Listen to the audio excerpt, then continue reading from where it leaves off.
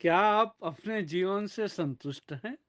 अगर संतुष्ट नहीं हैं, तो अपने आप से पूछिए कि क्यों? क्योंकि आपने अपनी पुरानी गलतियों से कुछ सीखा ही नहीं। मनुष्य तो ऐसा होना चाहिए कि वो दूसरों की गलतियों से भी सीख जाए, खुद गलती करने की ज़रूरत ही ना पड़े। और अगर ना सीख पाए और खुद से गलती हो भी जाए, तो भी चिंता नहीं करना है। बस ये डिसाइड करना है कि ये गलती अब दोबारा मुझसे नहीं होगी। और एक गलती अगर आपसे दोबारा नहीं होती, तब आप जीवन में हमेशा आगे बढ़ते ही जाते हैं। नई गलती हो भी जाए, तो चिंता करने की ज़रूरत नहीं है। अगर आपने पहचान लिया कि ये मेरी गलती है, तो फिर से डिसाइड कीजिए कि ये गलती दोबारा मेरे से नहीं होगी। तो जीवन में आप अपना कोई भी लक्ष्य बनाएं और उस लक्ष्य के ऊपर पूरी ऊर्जा लगा दें और फिर आप आगे बढ़ते जाएं, तो आपको आगे बढ़ने से कोई रोक नहीं सकता। हमें अपनी गलतियों पर पछताने के बजाय पछताते रहें, रोते रहें, क्यों हमसे हो गया, ऐसा हो गया कि वैसा हो गया, तो उसके कारण जानें कि अगर गलती हुई है तो उसके पीछे कोई न कोई कारण होगा। अगर कारण है तो उसको समझें और फिर ऐसे कारण जीवन में न पैदा होने दें कि जिससे आपसे फिर से गलतियां हों।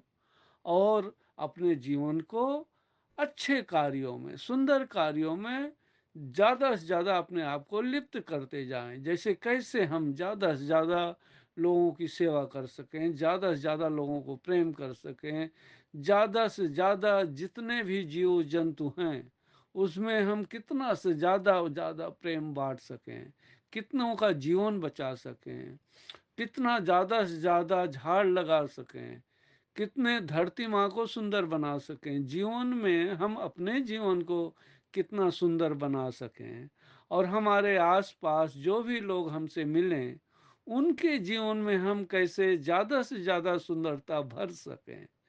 जितना आप सुंदरता के बारे में सोचेंगे और जितनी सुंदरता आप अपने जीवन में और अपने आसपास भरते जाएंगे, उतना ही ज़्यादा सुंदर देखने की चाहत आपके मन में बढ़ती जाएगी और आप फिर कोई गलती करेंगे ही नहीं। फिर आप चारों तरफ सुंदरता ही बिखेरेंगे, अच्छाई ही बिखेरेंगे और उससे आपका जीवन तो सुंदर होगा ही, लेकिन जो दूसरों का जीवन आपकी वजह से सुगंधित होगा, सुंदर होगा, उस सुगंध से आपको जो आनंद मिलेगा, वो आनंद की अनुभूति कभी कैसी किसी भी प्रॉपर्टी या पैसों या किसी भी वासना से नहीं मिल सकता।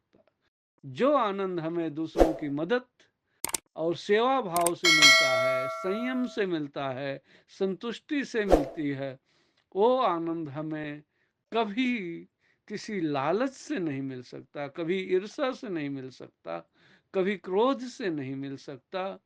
वो तो खाली जितना ज़्यादा से ज़्यादा आप दयालु होते जाएंगे, जितना से ज़्यादा आप प्रेमालु होते जाएंगे, उतना ही ज़्यादा से ज़्यादा आप अंदर से अमीर होते जाएंगे। और ये अंदर की अमीरी का जो आनंद है, वो इतना अद्भुत होता है कि जिस दिन आप उसका अनुभव करोगे, उस दिन से आप पाओगे कि बाहर की अमीरी तो बात एक छलावा थी। जैसे अंदर की अमीरी आई, बाहर की अमीरी अपने आप शुरू हो जाती है। उसे कोई रोक नहीं सकता, क्योंकि पूरा ब्रह्मांड फिर आपके ही साथ होता है। आप अस्तित्व से अलग नहीं होते, अलग नहीं सोचते, अलग नहीं पाते अपने आप को।